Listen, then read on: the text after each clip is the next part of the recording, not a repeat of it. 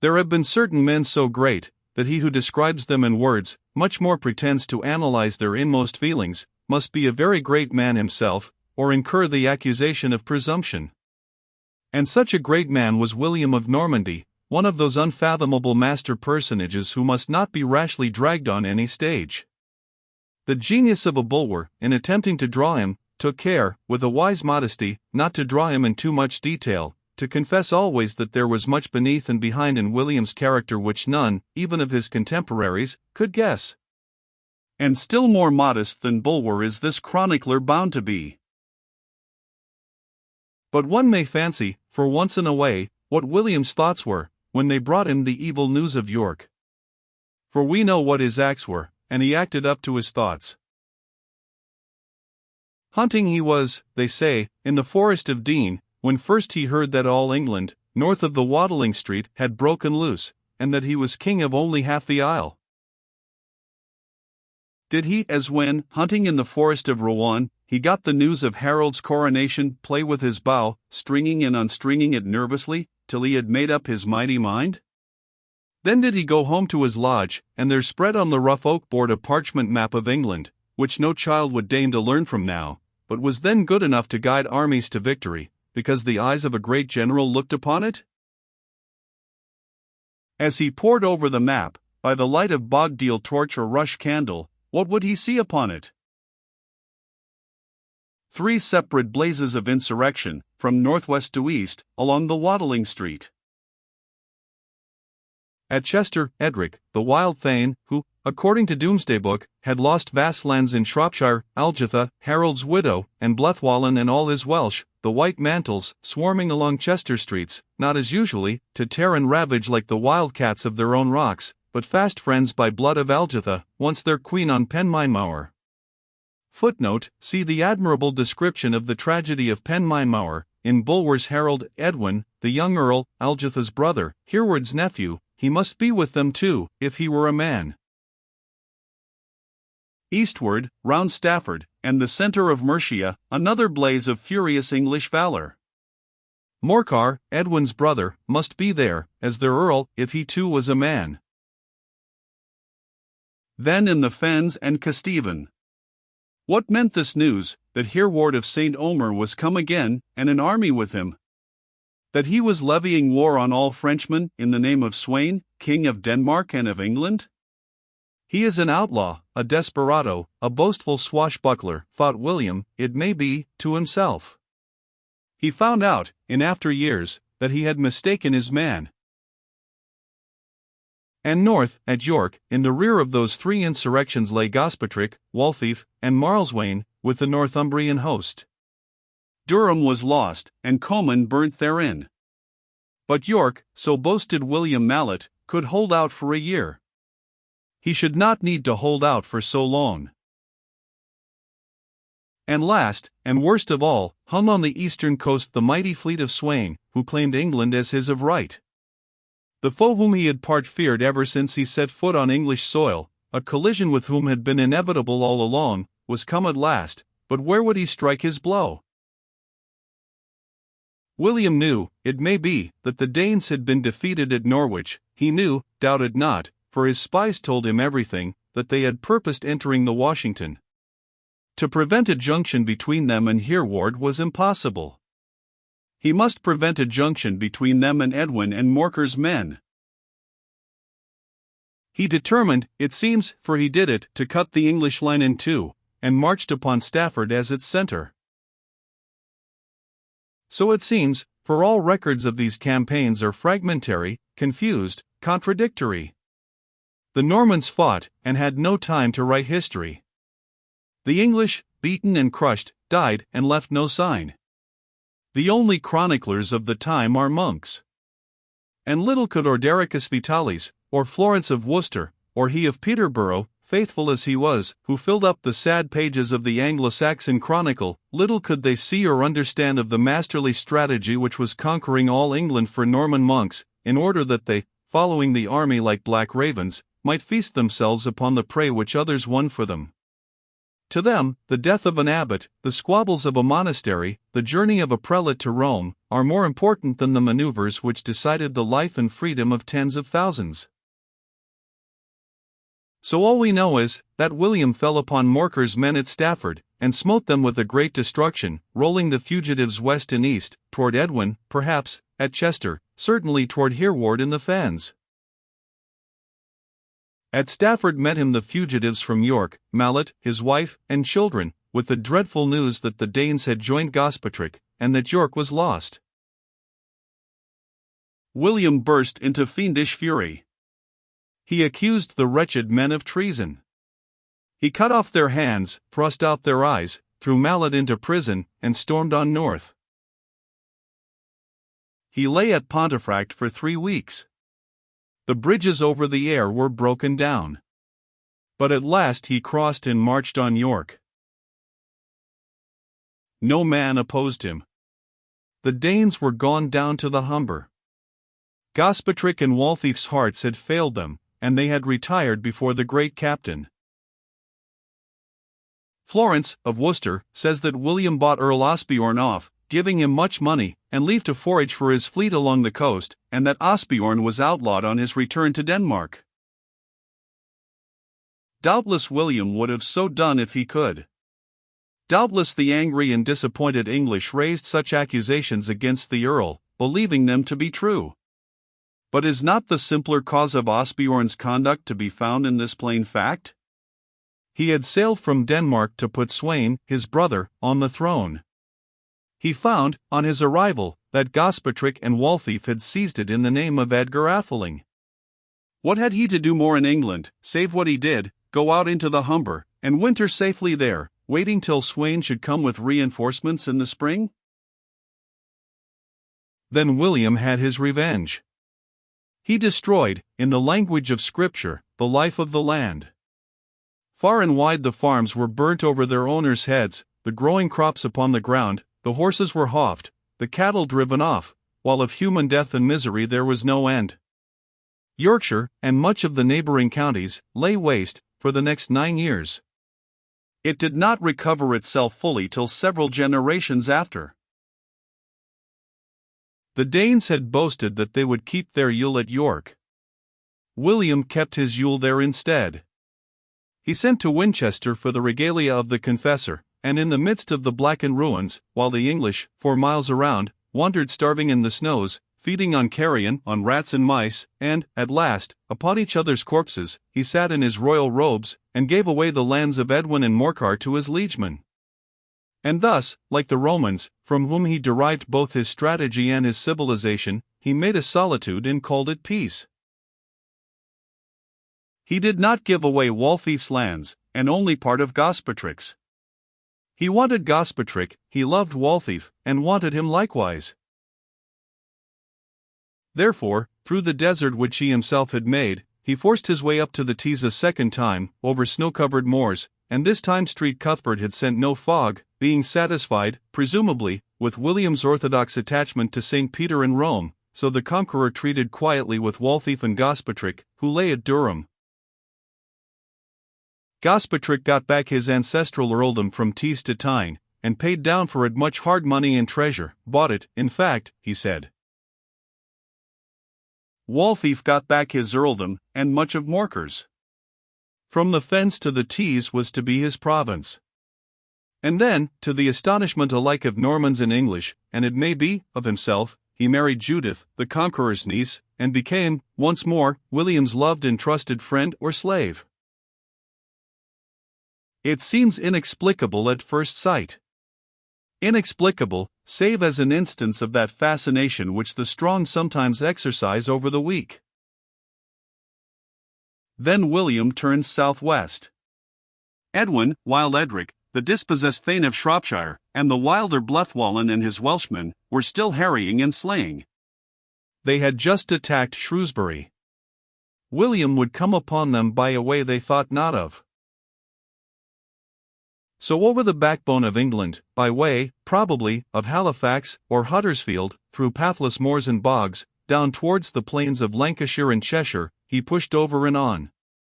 His soldiers from the plains of sunny France could not face the cold, the rain, the bogs, the hideous scourges, the valiant peasants, still the finest and shrewdest race of men in all England, who set upon them in wooded glens, or rolled stones on them from the limestone crags. They prayed to be dismissed, to go home. Cowards might go back, said William, he should go on. If he could not ride, he would walk. Whoever lagged, he would be foremost. And, cheered by his example, the army at last debouched upon the Cheshire Flats. Then he fell upon Edwin, as he had fallen upon Morcar. He drove the wild Welsh through the pass of Mold, and up into their native hills. He laid all waste with fire and sword for many a mile, as Domesday Book testifies to this day. He strengthened the walls of Chester, and trampled out the last embers of rebellion. He went down south to Salisbury, King of England once again. Why did he not push on at once against the one rebellion left alight, that of Hereward and his fenmen? It may be that he understood him and them. It may be that he meant to treat with Sweyn, as he had done, if the story be true, with Osbeorn. It is more likely that he could do no more, that his army, after so swift and long a campaign, required rest. It may be that the time of service of many of his mercenaries was expired. Be that as it may, he mustered them at Old Sarum, the Roman-British burg which still stands on the downside, and rewarded them, according to their deserts, from the lands of the conquered English. How soon Hereward knew all this, or how he passed the winter of 1070 to 71, we cannot tell. But to him it must have been a winter of bitter perplexity. It was impossible to get information from Edwin, and news from York was almost as impossible to get, for Gilbert of Ghent stood between him and it. He felt himself now pent in, all but trapped. Since he had set foot last in England, ugly things had risen up, on which he had calculated too little, namely, Norman castles. A whole ring of them in Norfolk and Suffolk cut him off from the south. A castle at Cambridge closed the south end of the fens, another at Bedford, the western end, while Lincoln Castle to the north, cut him off from York. His men did not see the difficulty, and wanted him to march towards York, and clear all Lindsey and right up to the Humber. Gladly would he have done so, when he heard that the Danes were wintering in the Humber. But how can we take Lincoln Castle without artillery, or even a battering ram? Let us march past it then, and leave it behind. Ah, my sons, said Hereward, laughing sadly, do you suppose that the Momser spends his time and Englishman's life and labor in heaping up those great stone mountains, that you and I may walk past them? They are put there just to prevent our walking past, unless we choose to have the garrisons sallying out to attack our rear, and cut us off from home, and carry off our women into the bargain, when our backs are turned. The English swore, and declared that they had never thought of that. No. We drink too much ale this side of the Channel, to think of that, or of anything beside. But, said Leofwin Pratt, if we have no artillery, we can make some.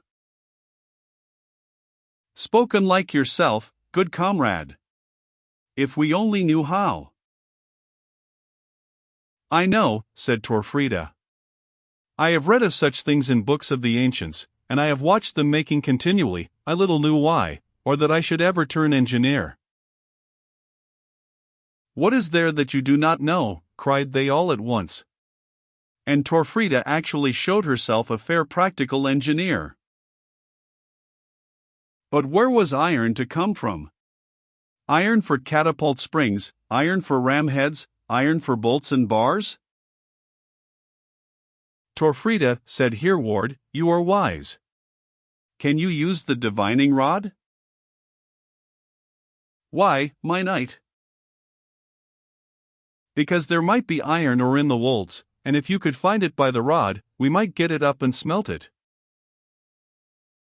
Torfrida said humbly that she would try, and walked with the divining rod between her pretty fingers for many a mile in wood and wold, wherever the ground looked red and rusty.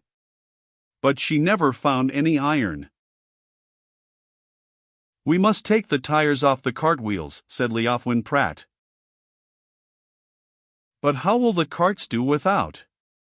For we shall want them if we march." "In Provence, where I was born, the wheels of the carts are made out of one round piece of wood." "Could we not cut out wheels like them?" asked Torfrida. "You are the wise woman, as usual," said Hereward. Torfrida burst into a violent flood of tears, no one knew why. There came over her a vision of the creaking carts, and the little sleek oxen, dove-colored and dove-eyed, with their canvas mantles tied neatly on to keep off heat and flies, lounging on with their light load of vine and olive twigs beneath the blazing southern sun. When should she see the sun once more? She looked up at the brown branches overhead, howling in the December gale, and down at the brown fen below, dying into mist and darkness as the low December sun died down, and it seemed as if her life was dying down with it. There would be no more sun, and no more summers, for her upon this earth. None certainly for her poor old mother. Her southern blood was chilling more and more beneath the bitter sky of Kesteven. The fall of the leaf had brought with it rheumatism, ague, and many miseries. Cunning old leechwives treated the French lady with tonics, mugwort, and bog bean, and good wine enow, but, like David of old, she got no heat, and before Yuletide came, she had prayed herself safely out of this world, and into the world to come. And Torfrida's heart was the more light when she saw her go. She was absorbed utterly in Hereward and his plots. She lived for nothing else, and clung to them all the more fiercely, the more desperate they seemed.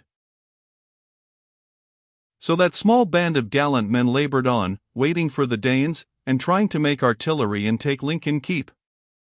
And all the while, so unequal is fortune when God so wills, throughout the southern weald, from Hastings to Hindhead, every copse glared with charcoal heaps, every glen was burrowed with iron diggings, every hammer pond stamped and gurgled night and day, smelting and forging English iron, wherewith the Frenchman might slay Englishmen. William, though perhaps he knew it not himself, had, in securing Sussex and Surrey, secured the then great iron field of England, and an unlimited supply of weapons, and to that circumstance, it may be, as much as to any other, the success of his campaigns may be due. It must have been in one of these December days that a handful of knights came through the Brunswold, mud and blood bespattered, urging on tired horses, as men desperate and fordone. And the foremost of them all, when he saw Hereward at the gate of Bourne, leaped down, and threw his arms round his neck and burst into bitter weeping. "Hereward, I know you, though you know me not. I am your nephew, Morcar Algarson, and all is lost." As the winter ran on, other fugitives came in, mostly of rank and family. At last Edwin himself came, young and fair, like Morcar, he who should have been the conqueror's son-in-law, for whom his true love pined, as he pined, in vain. Where were Sweyn and his Danes?